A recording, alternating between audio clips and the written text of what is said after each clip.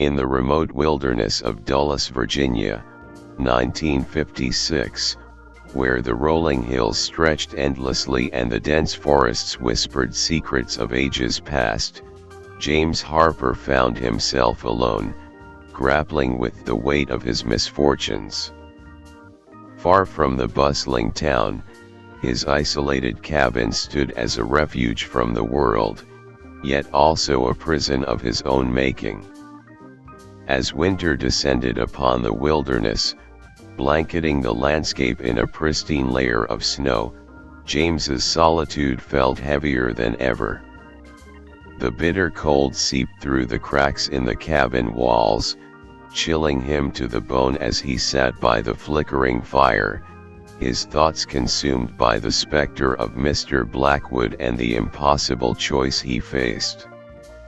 In the dead of night, when the forest seemed to hold its breath and even the stars were obscured by thick clouds, James heard a sound that sent a shiver down his spine, a soft, mournful wail echoing through the darkness.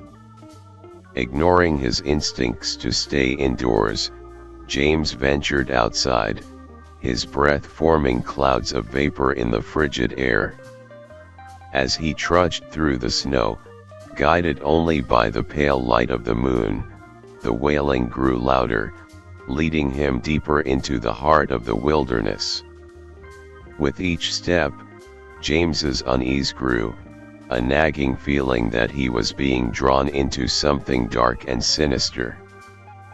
Finally, he reached the source of the sound, a clearing bathed in moonlight, where a figure knelt beside a crude grave, its shoulders shaking with silent sobs.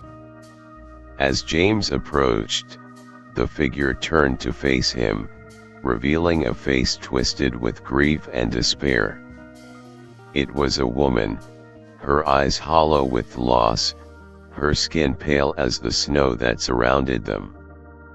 In a voice choked with emotion, she introduced herself as Sarah, a widow whose husband had disappeared into the wilderness months earlier, leaving her alone and afraid. With a heavy heart, James listened as Sarah recounted the tale of her husband's disappearance, his footsteps swallowed by the endless expanse of the forest. She spoke of strange whispers in the night, of shadows that seemed to move of their own accord, and of a sense of foreboding that hung over the wilderness like a shroud. Moved by her plight, James offered to help Sarah search for her husband, his own troubles momentarily forgotten in the face of her grief. Together, they ventured deeper into the wilderness, their footsteps muffled by the thick carpet of snow, their breath mingling in the icy air. As they searched, they encountered strange phenomena, a flicker of movement at the corner of their vision, a whisper on the wind that seemed to carry words long forgotten. But they pressed on, driven by a shared determination to uncover the truth, no matter the cost. Finally, they stumbled upon a hidden cave nestled amidst the towering pines, its entrance obscured by thick vines and brambles. With trepidation, they descended into its depths, their flashlights casting long shadows on the walls. Inside the cave, they found themselves in a vast chamber, its walls adorned with strange symbols and occult paraphernalia. In the center of the chamber stood a figure cloaked in darkness, its eyes burning with an otherworldly light. It was Mr. Blackwood, his sinister presence filling the cavern with a palpable sense of dread. With a chilling smile, he revealed himself as the master of the wilderness, a being of untold power and malevolence. But before Mr. Blackwood could ensnare them in his web of darkness, James and Sarah confronted him with the strength of their conviction, their love for each other and their shared humanity serving as a shield against his dark influence.